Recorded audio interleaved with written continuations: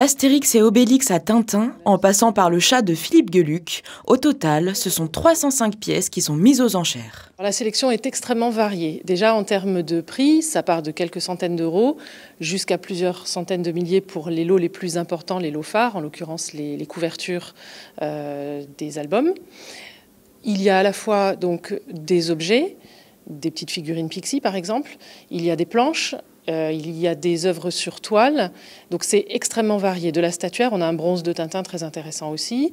Il y a des objets quasiment grandeur nature, donc vraiment tout le monde peut trouver l'objet qui lui correspond et qui lui fait plaisir.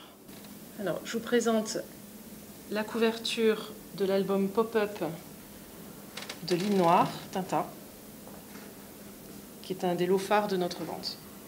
Une première pour l'Hôtel des Ventes de Monaco, qui rappelle que la principauté n'ignore pas la bande dessinée. La couverture de notre catalogue est une planche de Michel Vaillant, qui est très appropriée pour Monaco, puisque ça représente le circuit du Grand Prix de Formule 1. Elle est présentée ici, et vous reconnaîtrez différents endroits justement du circuit.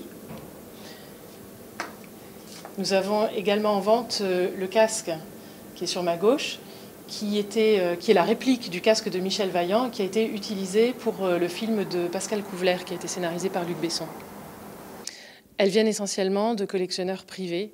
On a la chance, dans notre hôtel des ventes, d'avoir une clientèle de vendeurs qui est une clientèle de particuliers, ce qui est extrêmement intéressant pour les acheteurs, parce que cela garantit que des pièces ne sont pas déjà passées sur le marché X fois, et c'est un petit peu des inédits, des découvertes.